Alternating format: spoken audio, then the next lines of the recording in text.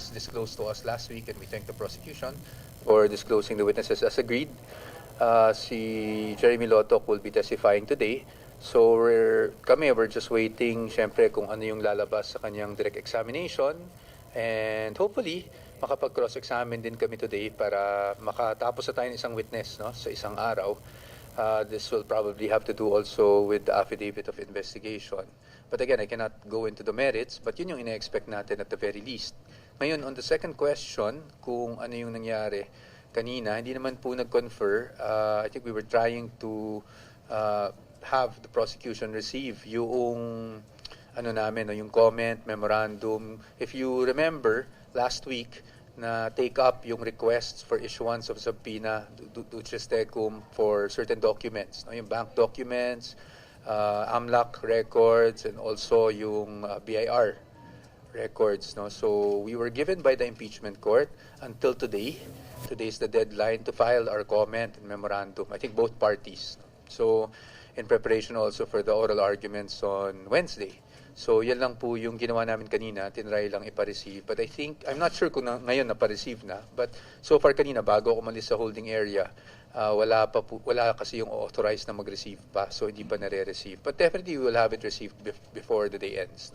Sir, gano'ng ka-importante yun na ma-receive po ng prosecution, yung pinapa-receive na dokumento? Oo, kasi ano lang naman yan, fair play lang yan, no, na kung ano yung fina-file natin sa Supreme Court tuloy, sa impeachment court, dapat po may kopya rin naman yung ating opposing in interest of fairness. So nasa rules naman po yan, at yan po yung pinagawa natin. After ma-receive nila, we will now file it, no, before the impeachment court. Sir, dumating daw po si Atty. Nathan today. May sabihin na ba sa kanya ngayong araw? Ay, hindi ko alam na dumating si Attorney Laika today. Sorry, I'm really not from OVP anymore, so hindi ako privy sa mga activities ng OVP personnel or officials. What is expected talaga is tomorrow. Tomorrow, I think, no? At least from the disclosure that was given, today would be Agent Lotok, tomorrow would be Yusek Lopez, and I think on Wednesday will be si Miss Bello.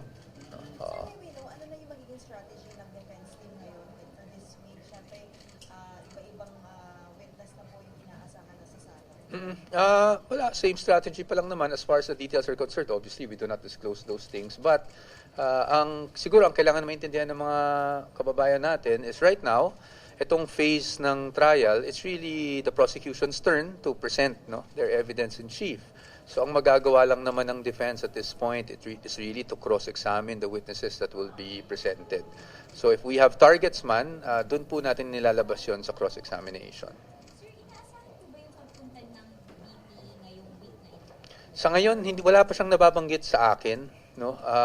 Nag-usap kami kamakailan, but it was on other topics. So wala naman siyang nababanggit sa akin. But obviously, there's always that possibility, hindi ba? Like last week, diba, bigla siyang napunta dito. So that was for a scheduled meeting na finalize lang namin, I think the night before, if not the morning. No? So there's always that possibility. Right now, I know she's in Davao, but you know, you can never discount that possibility. Pero sa ngayon, wala pa akong masabing definite kasi wala pa rin siyang nababanggit sa akin na definite. That is in terms of coming to the Senate lang, hindi po pag-attend ng trial. Yung pag-attend ng trial po ba, are we expecting that anytime soon? Wala rin akong, totally wala akong nababanggit. Wala pang nababanggit. So, ibig sabihin nun, if she comes here, I also don't know if it's only for a meeting or to attend the trial itself. No? But definitely, kung may meeting naman, malalaman ko naman. Sa ngayon, wala pa naman kaming nakaset na meeting with her as far as the defense team is concerned. But of course, I wouldn't discount the possibility kung sakaling dumalo siya, no, sa trial. Attorney, we know share to us po, ano po yung summary of the defense's comment on the BIR? We cannot. I understand the question, but we cannot because that will be delving into the merits already. Plus, we have oral arguments on Wednesday. So abangan na lang natin siguro doon. Doon naman lalabas lahat ng mga argumento natin. Attorney, may we know sino po yung magka-cross-examine? The defense team kasi has always taken the position that we do not disclose before the trial kung sino yung on deck sa amin. So, hintayin na lang natin. Total, ilang minuto na lang naman at magsisimula na. Attorney, may nasabi po yata ang ilang members ng prosecution team na they're awaiting for a Supreme Court filing sa threshold ng impeachment from lowering down from 16 to the current number of senators to two-thirds of the current number of senators. Apa.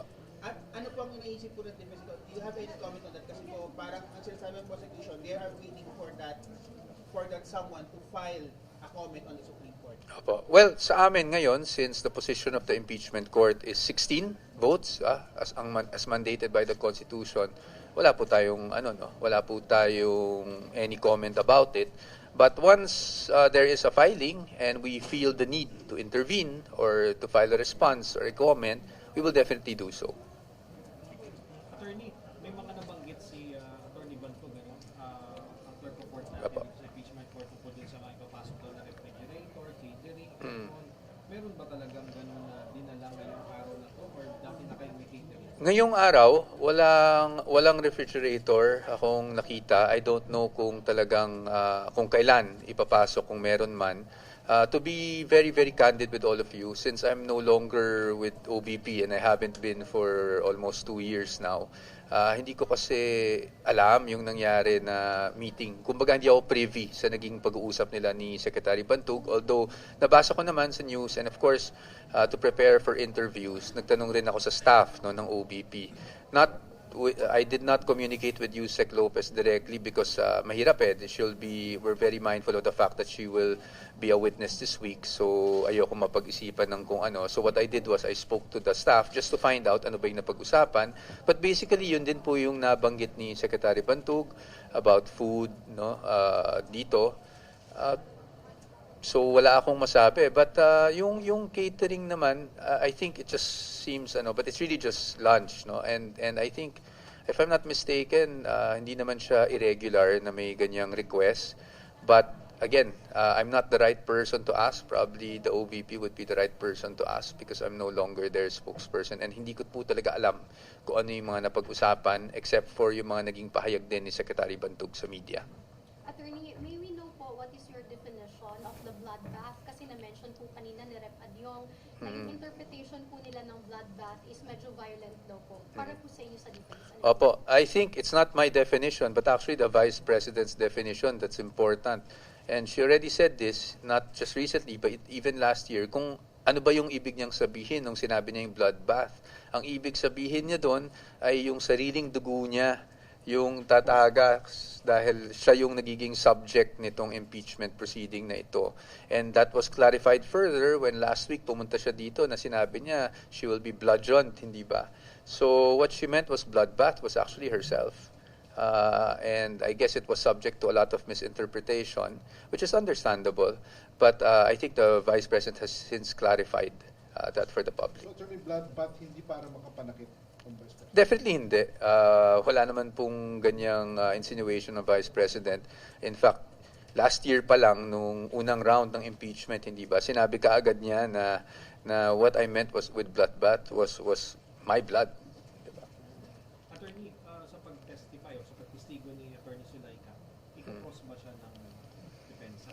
Kung kinakailangan, depende, and I don't want to be vague about this, kasi parati ko nalang sinasabi kung kinakailangan. Pero what that means is, syempre, titingnan muna namin sa naging presentasyon ng prosecution if there are things that we would need to bring out, points that we need to clarify, to be clarified with and bring out, then we will conduct cross-examination. But it's not also unusual na there are times, instances, kung sa tingin namin wala namang masyadong napatunayan or nothing harmful was done in the direct examination, that sometimes the other party would just waive cross. So, abangan natin tomorrow kasi kahit kami, hindi pa namin alam kung magka-cross o hindi. But definitely, titingnan muna natin kung ano yung magiging presentation sa kanya. Attorney, ngayon, anong category niya as witness? Siya ba? Hostile witness? Regular witness? Oo. Ano ba yun? Sa ngayon, definitely regular witness pa lang siya. Yung hostile witness po, under our rules, hindi po kasi automatic yan na porket,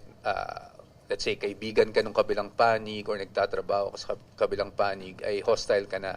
That is something that the prosecution will have to work on in their presentation. They will have to have the witness qualified as a hostile witness. So, ibig sabihin nun, dun pa lang nila sa presentation, through their questions, kailangan nila ma-establish at maipakita sa korte na hostile witness siya, and then they will ask now the court to qualify her as a hostile witness. Attorney, can you tell us what's the Oplan Romanov? Oplan Romanov, again, I don't want to venture into the merits, so I'll just give you what was factual, what we saw in the video. No, in the video, Oplan Romanov was being referred to as alleged, and I would say alleged because I want to be very careful about this kasi wala naman akong personal knowledge dyan. It's the alleged threat against the life of the Vice President as well as her family. No? So yun yung sinasabing Oplan Romanov na batay yun, hindi ko yun opinion, hindi ko rin yun definition, batay yun dun sa naging tanong ni I think Princess Maui, if I'm not mistaken, doon sa subject Zoom press conference. But aside from that, I have no further knowledge on that, and I would not like to delve into that because wala naman akong facts na hawak-hawak ko dyan. Party was used as reason behind her outburst. No, I think the reasons behind the utterances is something that we will have to show later on when the defense presents its evidence in chief. But hindi naman